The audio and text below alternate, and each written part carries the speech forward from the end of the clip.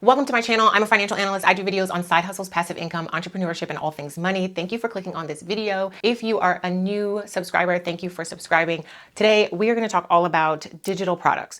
So if you are interested in the world of digital products and selling digital products, and you feel like I can't sell digital products because I don't have a big audience, so how am I going to do that? Then this video is for you. Today, we're going to talk about how to sell digital products if you don't have a big audience. So as always, I'm going to throw this disclaimer out at you. Whatever you do or whatever you listen to here on the internet is just how well it's worked for other people, but you have to really make it work for yourself in order to make money at anything you're going to do. So let's get into number one.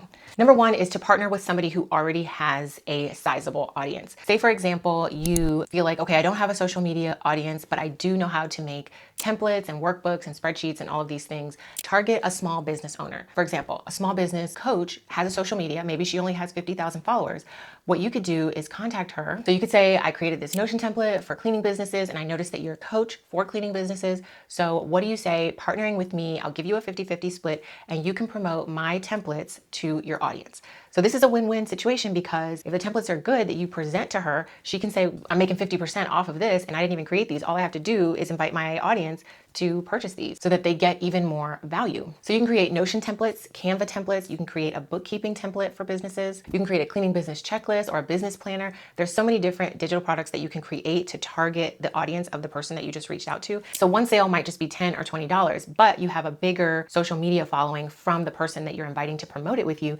Those sales can easily add up quickly. So I also want to mention a YouTuber that I just stumbled upon. Her name is Lucretia Sims, and she is a stay-at-home mom. She's a homeschooling mom, and she sells digital products on Etsy. So she is selling digital products way before she is trying to make money from the social media, from YouTube, from her clients. Coming this avenue, she relied on selling first on those platforms, and then she just talks about how to make sales with your digital products. So you could also go that route. She didn't have a social media following while she was beginning trying to sell these products, but she has a social media following because she sells digital products. So you can kind of also go the reverse route. Say, okay, I'm going to sell digital products, and then I'm going to talk about my journey of selling digital products. Number two is add affiliate links to the products you sell.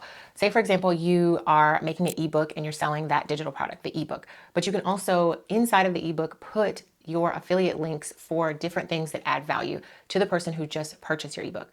So if you think about, oh, I'm going to sell this ebook for $17, but I have affiliate links in it and they use the affiliate links, then you are going to get a commission from those affiliate links. So you could have an affiliate link, for example, called 10 ways to get your first client as a virtual assistant. So people buy the ebook, they read it, they want to be virtual assistants. You could also have within it affiliate links for graphic design software, some office equipment links that you could get from, say, for example, Amazon. There's so many different things that you can put in your first ebook that would add value to the person that you're selling it to. And then also you can register with different affiliate companies and have an affiliate link through them. So Amazon Associates, Notion, Canva, any web hosting like Wix and so on. There's so many different avenues that you could go with the affiliate links with one digital product that you sell. Imagine doing this with the 10 digital products that you could be selling right now. So that is number two, put affiliate links inside your digital products to give more value to your clients. Okay, number three is create a low ticket course with an upsell. So I know I don't want you to click off when you say course and all this stuff, but hear me out. If you create a simple course like in Canva, very beginner friendly course, when they buy this course, introduce them to the fact that you have more access, like a VIP access if they upgrade with maybe just $20. So if you add $20 to this, you can get question and answer VIP access to more information. This allows people to decide, okay, I'll just buy the $20 one, or I want a little bit more value. I will spend a little bit more to get more from this product. And then you're pricing that upsell at $50. So they want to spend $20, you've invited them to a VIP access where they just have to spend $30 more, the $50 price. Now every customer has two options to buy from you. So say you sell 100 courses at the $20 level. That's $2,000. But if just 20 people want to get the $50 course, then that's already $1,000 just from those 20 people.